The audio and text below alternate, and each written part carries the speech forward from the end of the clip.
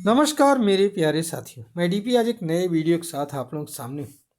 और आज एक महत्वपूर्ण खबर शाम को निकल करके आ रही है, जो कि इजराइल और हिजबुल्लाह के बीच में सीज फायर एग्रीमेंट 60 दिनों का हुआ है।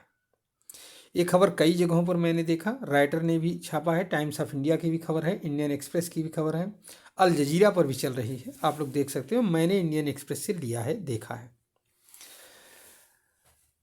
अब ये खबर कहती क्या है?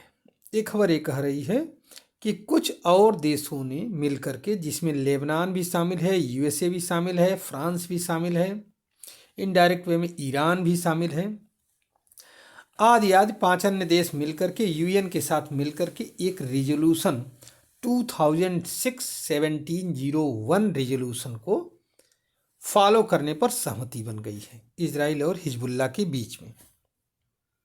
60 डेज का सीज फायर हुआ है। अब सवाल यहाँ पहला यही है कि 1701 समझौता है क्या? तो ये यूएन के द्वारा ये समझौता लागू किया गया था। पहली बात, ये 2006 में इजराइल और हिजबुल्लाह दोनों ने फॉलो किया था, एक्सेप्ट किया था लेबनान के साथ मिल करके। समझौता ये था कि एक रिवर बहती है लेबनान में, लिटानी रिवर। समझौता ये कहता है कि इजराइल जो है लिटानी रिवर के, इजराइल उस समय अटैक करते करते लिटानी रिवर तक पहुंच गया था। तो कहा यह गया कि इजराइल लिटानी रिवर के साउथ में चला जाएगा अपने बॉर्डर पर, हिजबुल्लाह लिटानी रिवर के नॉर्थ में जाएगा 15 किलोमीटर दूर, और बीच का जो जोन होगा उसमें बीच का जो जोन होगा वो डीमिलिटराइज किया जाएगा। वहाँ पर लेबनानी फोर्स और यूएन पीस कीपिंग फोर्स रहेगी। लेकिन हुआ क्या, 2006 में हुआ क्या कि इजराइल तो अपने बॉर्डर तक आ गया, वहाँ पीस कीपिंग फोर्स भी लगी रही, लेबनानी फोर्स भी लगी रही, लेकिन लेबनानी और पीस कीपिंग फोर्स दोनों जो है एक दूसरे से पीठ सटा करके उल्टे दिशा की तरफ ताकते रहे, और नीचे हिजबुल्लाह अपना जाल फैलाता रहा, फलता फूलता रहा। रिजल्ट क्या हुआ? अभी हाल वाला जो साल भर पहले अटैक हुआ, ओ इजराइल को नुकसान, हिजबुल्लाह भी मारने लगा रॉकेट। तो अब इजराइल ने जब दोबारा दौड़ा करके पीटा, जम करके बेरूत को नुकसान पहुंचाया, खंडहर में बदल दिया। हाँ, काफ़ी जो है दूरी तक जो है लिटानी रिवर से भी 15 किलोमीटर और दूर तक जा कर के उनको खदेड़ा, उनके गाँव को से उनको बाहर निकाला, हिजबुल्लाह के लोगों को। तब जा कर के लेबनान की आँख खुली और वो पीस कीपिंग की बात करने लगा। फिलहाल इजराइल ने इसको स्वीकार कर लिया है और हिजबुल्लाह ने भी इसको स्वीकार किया है, ये ध्यान रखिएगा।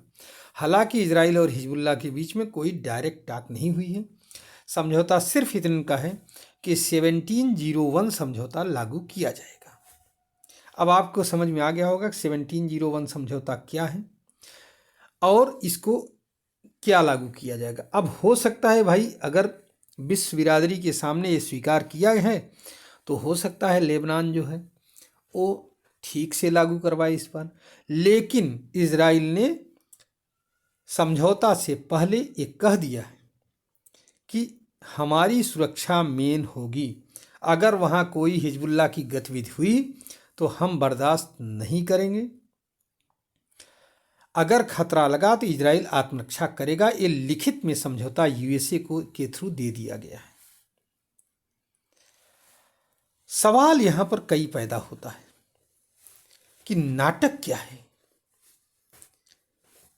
पहले हिजबुल्लाह नाटक कर रहा था कि ईरान से पूछे बिना हम समझौता करेंगे ही नहीं। फिर कहा उसने कि जब तक हमास के साथ सीज फायर नहीं हो जाता हिजबुल्लाह सीज फायर नहीं करेगा। अब ऐसा क्या हो गया कि हिजबुल्लाह ने समझौता कर लिया? तो एक तो ये हो सकता है कि इजराइल की मार बड़ी तगड़ी थी लेबनान के ऊपर, लेबनान बर्बाद हो जाता। दूसरा ये था, अच्छा इसको एक 5 मेंबर कमेटी भी बनाई गई है जो इसको मॉनिटर करेगी, और उस 5 मेंबर कमेटी को यूएसए लीड करेगा। ये भी बात है। दूसरा ये भी है कि इजराइल लेबनान को ये लगा होगा कि अगर हम नहीं मानेंगे तो हो सकता है इजराइल हमको पूरा अपने जद में ले ले या बर्बाद कर दे, पाषाण युग में ढकेल दे, तो क्या फ़ायदा मिलेगा। विश्व बिरादरी का भी दबाव हो सकता है। फिलहाल कुछ भी हो, लेकिन एक समझौता हुआ है। इस समझौते पर भी प्रश्न है कि क्या यमन की शुरुआत मान लिया जाए। इसमें क्या, क्योंकि हिजबुल्ला जो है ईरान समर्थित है, तो क्या ईरान का इसमें इन्वॉल्वमेंट है। क्या हिजबुल्ला हमास के साथ धोखा तो नहीं कर रहा है। आपने देखा होगा कि जब शुरू से हिजबुल्ला ये कह रहा है कि बिना हमास के साथ समझौता हुए हम समझौता नहीं करेंगे, तो अब समझौता क्यों कर रहा है। या ये भी हो सकता है कि हिजबुल्ला और हमास की कोई मिली भगत हो, कोई तीसरी रणनीति पर विचार चल रही हो सकता है। ये भी है कि अब हिजबुल्ला के साथ जब समझौता हो गया है तो इजराइल का हो सकता है हमास के साथ भी कोई समझौता हो जाए।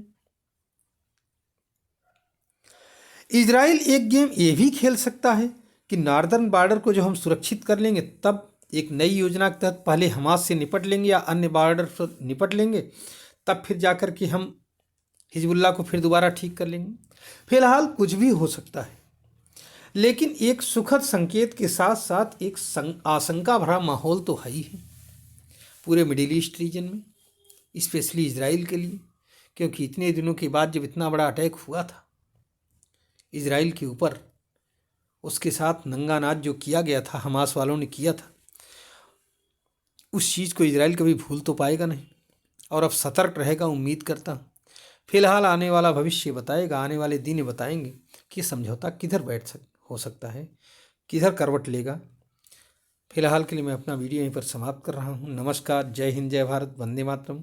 अगर आपको इस वीडियो का कंटेंट अच्छा लगा हो तो आप हमारे इस चैनल को सब्सक्राइब करिए और वीडियो को शेयर करिए, धन्यवाद, और लाइक करिए। नमस्कार, जय हिंद, जय भारत, वंदे मातरम।